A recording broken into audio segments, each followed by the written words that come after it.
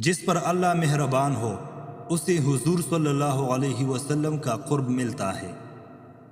اللہ تعالیٰ کا قرب جنت ہے اور اللہ تعالیٰ سے دوری دوزخ ہے۔ عشق نبی صلی اللہ علیہ وسلم جنت ہے اور عشق نبی صلی اللہ علیہ وسلم سے دوری دوزخ ہے۔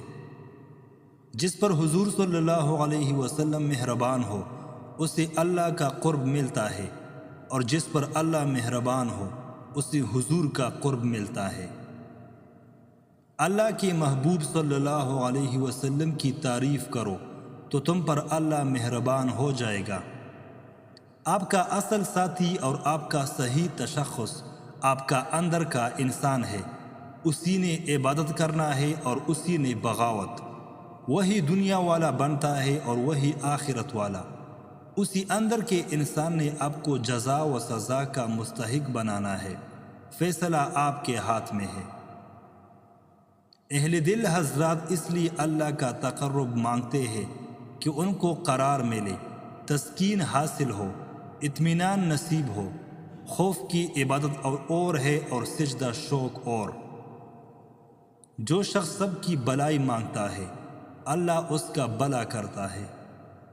جن لوگوں نے مہمانوں کے لیے لنگر خانے کھول دیے ہیں کبھی محتاج نہیں ہوئے۔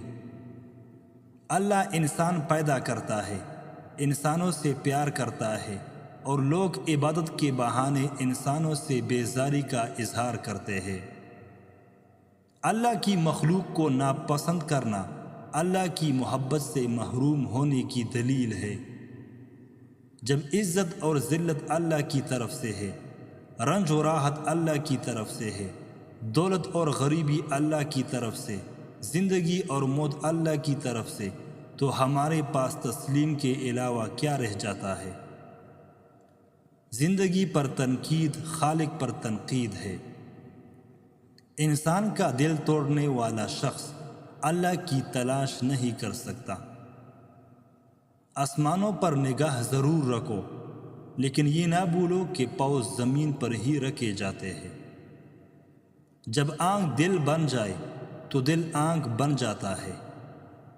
وہ شخص اللہ کو نہیں مانتا جو اللہ کا حکم نہیں مانتا۔ یہ بات یاد رکھنا کہ اللہ راضی ہو جائے تو یہ ضروری نہیں ہے کہ آپ کو پیسے مل جائے، عین ممکن ہے کہ راضی ہو کر سارا کچھ لے جائے۔ اس لیے اللہ کی رضامندی کو دنیاوی طور پر نہ دیکھنا۔ اگر آپ کا دل اطمینان میں ہے تو اللہ راضی ہے اور دل پریشان ہے تو آپ سمجھو کہ اللہ راضی نہیں ہے۔ زندگی سے تقاضا اور گلہ نکال دیا جائے تو سکون پیدا ہو جاتا ہے۔ سکون اللہ کی یاد سے اور انسان کی محبت سے پیدا ہوتا ہے۔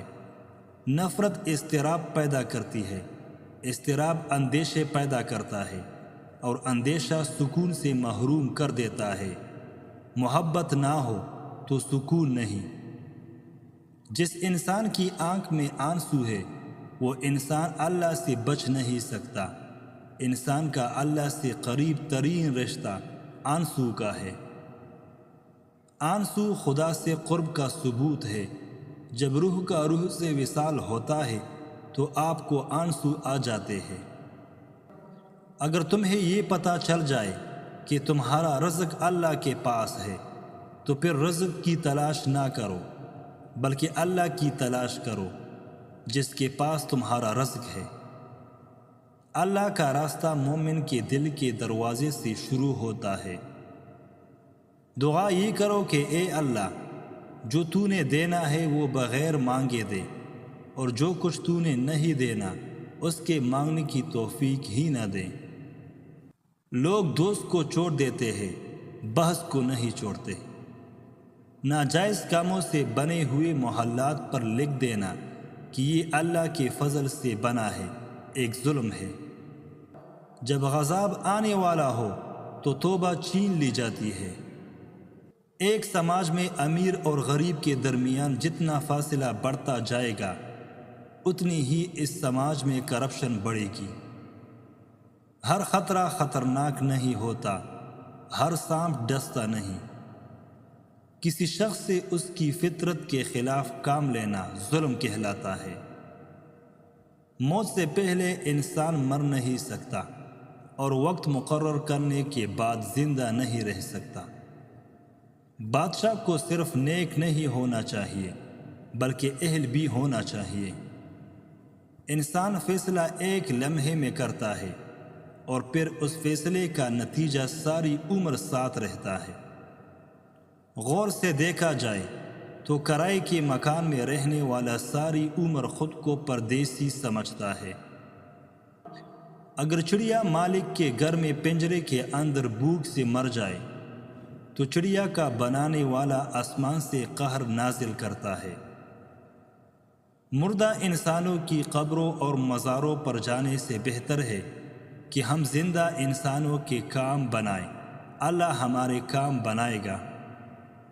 دعا کرنے والا یہ خیال کرے کہ اس کی دعا کرنے کے عمل سے کسی اور کا حق ختم نہ ہو جائے۔ رشوت کے مال پر پلنے والی اولاد لازمی طور پر باغی ہوگی، بے ادب ہوگی، گستاخ ہوگی۔ سب سے بدقسمت وہ بوڑھا ہے جس کو بڑھاپے میں گناہوں کی تمنا ہو۔ اگر شک بھی ہو جائے کہ یہ شخص اللہ تعالیٰ کے قریب ہے تو اس کے قریب ہو جاؤ۔ یتیم کا مال کھانے والا 1000 یتیم خانے بنائے سکون نہیں پائے گا۔ مریض ہونا غریب ہونے کی ابتدا ہے۔ عبادت وہ ہے جو معبود کو منظور ہو جائے، ورنہ کروڑوں سالوں کی عبادت ایک سجدہ نہ کرنے سے ضائع ہوتی دیکھی گئی۔